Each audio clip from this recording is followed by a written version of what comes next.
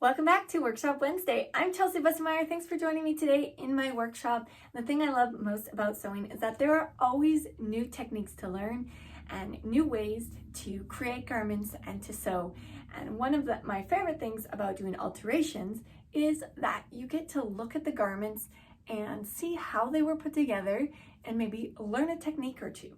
The other thing that we're going to talk about today with alterations, as we get to take a peek at this old jacket. Now this is a secondhand store, a Sally Ann score, a friend of mine got, and she really loves it. It fits her perfectly actually in the body, in the shoulders, but it has super long arms, and it's also a longer jacket and just looks a little funny. It just looks a little long on her. So I'm going to shorten up the sleeves and shorten up the hem. And when it ever comes to alterations, my number one goal, and this is the most success that you'll have with alterations, is when you can start to think of your projects with whatever you're going to do to a garment, is that it should look original when you're finished. Even if you totally change it up, if you do something totally different, if you use a different technique, whatever technique you do use, whatever design style change or adjustment that you make to the garment, you always want it to look original. Now you want that to look original so that it doesn't look like it's been tampered with, homemade, or some kind of adjustment gone wrong kind of story for it. Now in the case of this jacket, it is originally hemmed with a blind hem. So blind hemming machine is a machine that does that blind hem that comes on all of our trousers. You might have noticed that a trouser at some point just totally lose the hem unravels on you and you're like, what happened? That would be a blind hem on there, and that is a chain stitch. It's a single thread machine, and it does this little chain stitch where it just catches a small thread from the outer side of the garment and attaches the hem to it. Now I could use that exact idea and blind hem the sleeves and the hem of this jacket by hand, but that is pretty time consuming, and since my friend is just using it as a light jacket to throw on, it doesn't necessarily need all of that effort of doing a hand stitched blind hem. Now for this design, I'm going to actually do a stitched hem, stitch all the way through all the layers. And when I look at it, the edges of the collars have been top stitched, and different areas here on the flap of the pocket and the outside edge down the front middle, they've all been top stitched. So this garment already has top stitching on it. So if I change the hem to a top stitch type hem, then it can look really original, even though I've adjusted the sewing technique that I've used, and I've also made my project a lot easier for me. Looking at it on the table here, you can see the pins are actually where I want my new hem to be, and this is kind of the extra seam allowance or a hem. There's a wide hem on the bottom of this jacket to give it that extra weight and structure on the bottom so it can drape nicely. And so I'm just going to make sure that I start at a nice square right angle to this center front and drop it down the distance that I need for my seam allowance. Now I'm going to do a 2 centimeter, it's a little less than an inch width fold up hem here, and I'm actually going to fold that fold 2 centimeters twice. I'm going to fold over 2 and then fold it another 2 as it goes up. Now the reason for that is I want to make sure that I do have enough weight on the bottom of this hem when it's finished so that it still drapes nicely. Here, I'm just going to make sure that I'm nice and square to the back slit as I come along, and then join up my lines. Yeah, so I'm not putting any interfacing. Oftentimes in jackets you'll also see interfacing along the hem, but here I'm not going to use any interfacing. I'm just going to fold it over twice and just leave that extra kind of seam allowance inside the folded edge so that it has that extra structure. Now the other thing I have to work with here is I do have a bit of a facing, so I'm going to do the edge a little bit different on the inside, just because I don't want to fold up the facing twice. That'll get a little bit too thick, but I am going to top stitch it at that 2 centimeter mark across the whole bottom on the hem, and I'm going to do the same kind of hem on the sleeves as well, so that even though I'm changing the look of the hem, they're both going to be consistent in the finished result that I'm creating here with this new kind of design style adjustment with this garment. Now that I've trimmed both of the sleeves and the hem to the proper length, I brought it over to my ironing board here to press my new hemline in place before I move on. Now for the sleeve, I flipped it inside out as I find it much easier to press the hem when the extra or the seam allowance is on the outside. It stays nice and stiff.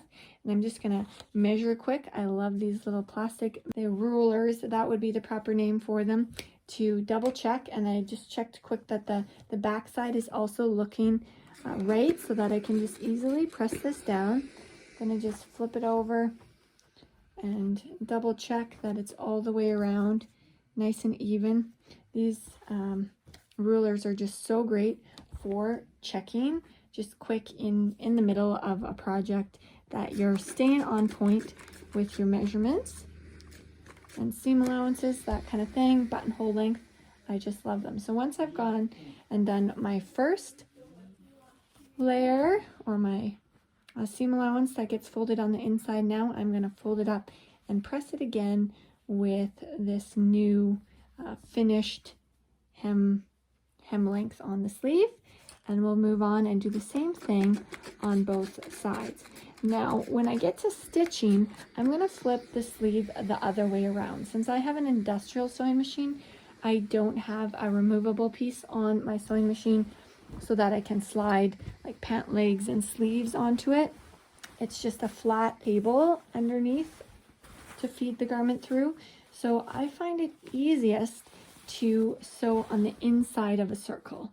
So if I have a tight circle like this, then I'm wanting to stitch closed, then what I'm actually going to do is I'll have it right side out, and then I'll stitch on the inside of the circle. If you want to stitch on the outside, then you've got all your material kind of underneath, and it's easy to accidentally catch a layer that you don't want to sew. But if you sew on the inside of the garment, then you can just quickly sew all the way around the circle and rotate the garment around with you. The other thing that you do need to be careful of when you're stitching, especially since this is top stitching, you're going to see the stitches very closely when I'm finished, is you really want to make sure that your tension is set up beautifully. Oftentimes I find that my bobbin thread maybe doesn't look as perfectly smooth as like the needle thread, and since our needle thread is going to be on the inside and you won't really see it, we want to make sure that that bobbin thread, the underneath side, our stitch is forming nicely as well. So I'm going to go ahead and press the hem and the other sleeve and then stitch these up, and I'll meet you back with my finished garment. I almost forgot, I wanted to show you how I'm going to deal with this extra facing that I have on here. So this facing actually does have interfacing attached to it, and if I just folded it up twice, then first of all you'd see it here on the end, and it also gets really thick because it's so many layers and that extra facing. So what I'm going to do here for the facing, I have my new hemline ironed so that I have my 2 folds running over to the facing, but as I get over to this edge, what I've just done is I've unstitched the top stitching right up to the bottom fold so that I can really get into this corner here.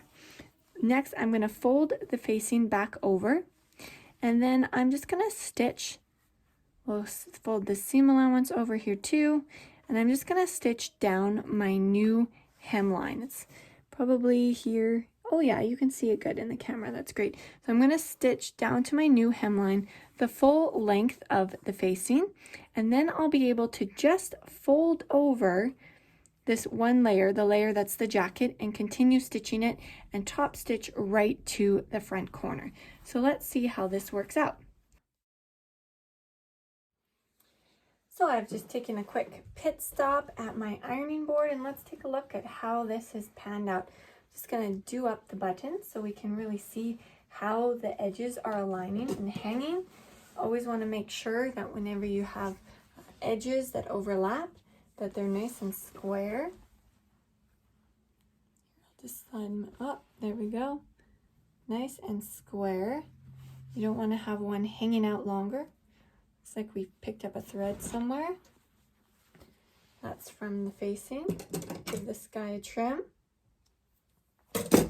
And then we'll also take a look here at the back slit. There was a facing here on the back slit as well on the 1/2, and then just a very small hem on the inner portion of the slit. So I just folded it up as regular there, and then did the same finish as I did on the front here, where I folded it up and then just continued with my seam. But you also want to check here that your edges are nice and square whenever you finish a vent or slit or any kind of edges that are supposed to line up and meet up. So this is looking pretty good.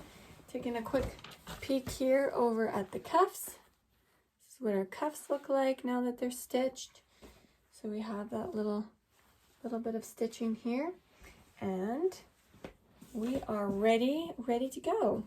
This project is ready to go. I can give my friend a call and let her know she can pick up her jacket, and you've been able to see a little sneak peek into my process and got a few tips on different techniques and how I go about problem solving and working my way through an alteration project and adjusting those sewing variables to get the result that my friend wants, that you want, whatever it is that you're making, that you're sewing.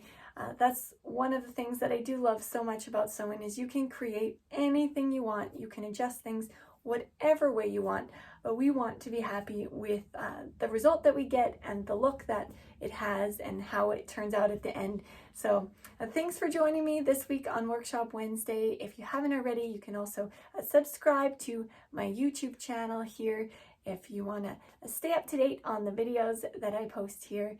And otherwise, be sure to hop on over to Facebook and click the link. I'll put a link in the description if you're not part of my Facebook group.